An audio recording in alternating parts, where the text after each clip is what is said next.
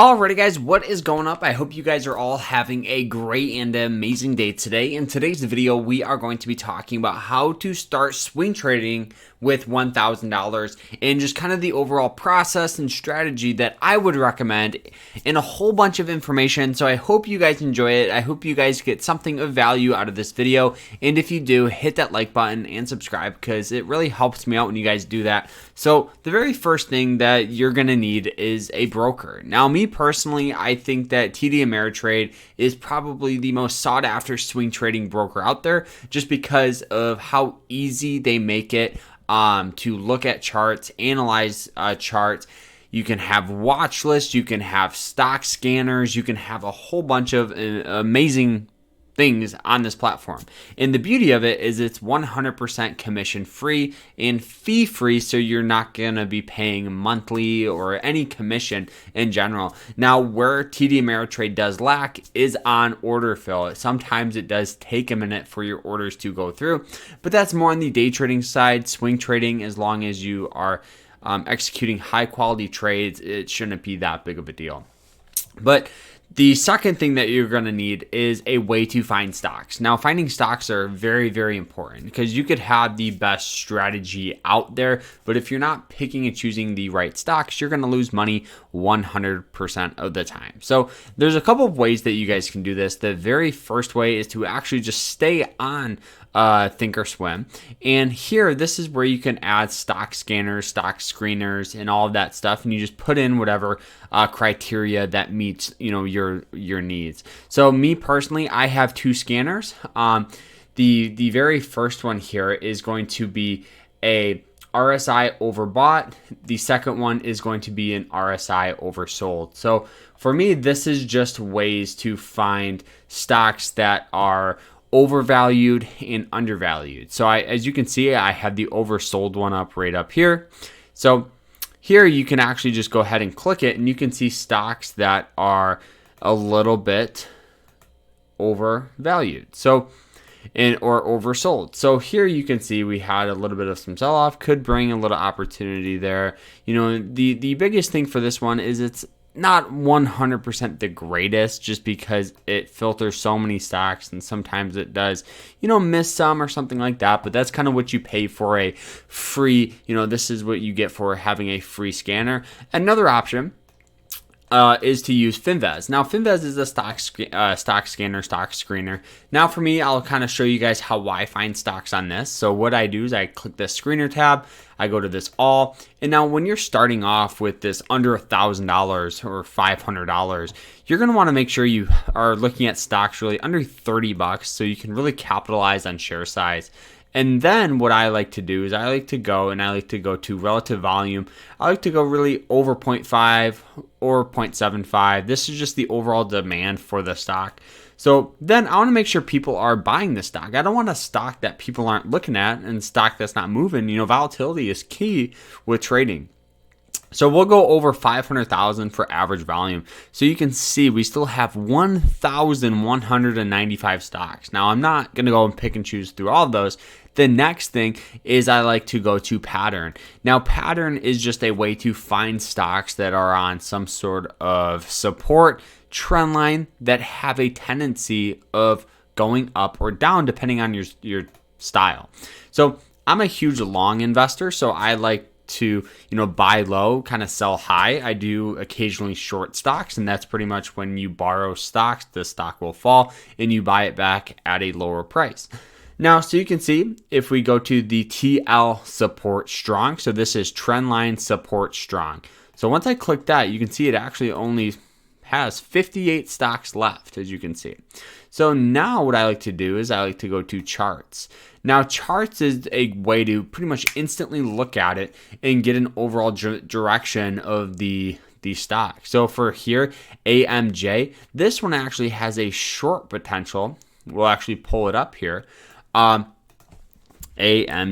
and right now what I am doing is I'm just finding stocks for my watch list. So you can see this has a general downward trend right on that trend line. Hit that trend line and is starting to sell off. So there could be an opportunity for this to sell off back down to about $17, would be the next support. Now this would bring a return of about 15% in value.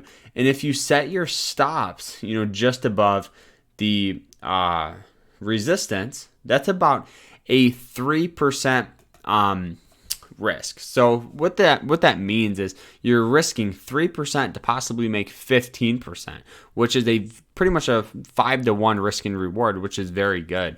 So the biggest thing when doing this is to just go through and find these stocks. That was one that had a short potential because it was right on that resistance. Right now it's best to find stocks that are on some sort of support. For some reason, we're not seeing any, but that's what you get for having a free scanner. And another thing that we could do is if we can't find any on here, that is completely fine because we don't have to buy stocks, right? We don't have to do it. I would rather see you guys invest in or trade high quality setups than I don't know if I should do it, but let's just get into it, a riskier play for sure. So if you can't find any there, another option that you can do is you can go to trendline resistance strong. So this is going to have a very similar thing, stocks that are hitting some resistance. And then another way would be horizontal S and L. So this is horizontal trend line, horizontal support and resistance, So you can see most of these are just going to be kind of consolidation. So they're not really going up or down. They're just kind of going up and down, just stagnant. A little consolidation is what you call it. So something like AGL or AGHL, something that's right on support, could carry some potential to pop up in the future. But you want to make sure that we have the best stocks to swing trade is going to be something like this, OPCH. We'll pull that one up. So the best thing is you want a stock that has a general, if you're going long into a stock, you want a stock that has a general upward trend. So you have buyers pretty much in control of the stock. The next thing you want to do is draw out the resistance. The resistance is going to be right here at about $28.86 because you can see it hits it several times and just has a very hard time breaking above it. The support, on the other hand, is going to be right here. It's going to be from $23 to $24, right in that zone. Okay, as you can see right in here, we have this tendency of every time it hits it, we get buying pressure, right? You see this wick right in here, that represents a lot of buying entering, right? Then it hits it again, bought up. Now it's hitting this right here. I think that we have a possible swing trade from $24 to $28. And if you set your stops below 23, so that's about a 15%, risking about 6%, which is pretty decent, 2-to-1 virtually risk and reward. This would be something that I would be very, very interested in because we have this general upward trend. So the buyers are in control of the stock. We have a 200 moving average line that is right here that it also uses as support. So if you set your stops directly below it, that would be another support line that could help push that stock up. So pretty much the biggest thing right now is just developing a strategy. So for me, I like to find stocks that are on a support. Very easy to identify it. I don't want to make something overcomplicated that's not complicated.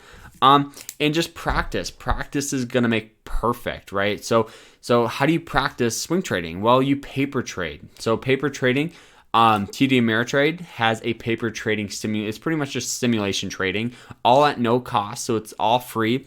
And this is where you're going to develop a strategy that works well for you. So this means taking some time almost every night, going through Finviz, going through your scanning feature on TD Ameritrade, finding these high quality stocks. The beauty of it is you're going to develop the strategy. So now after you do it for a couple months and you're like, holy crap, I'm actually killing it.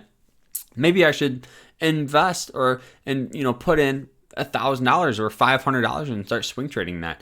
And now the only thing that is going to separate you from making, if you're making $10 a day, the only thing that's separating you from making $100 a day is your share size. And so as you continue to grow your account, your P&L or your profit will continue to go up. So guys, that's kind of how you guys can start swing trading with, $5 or $1,000, $500 or $1,000. So I hope you guys enjoyed it. If you did, hit that like button, subscribe, and we will see you later. I hope you guys enjoyed it. I hope you guys learned something, and we'll see you later. Remember to stay happy, stay positive, and stay safe. Take care.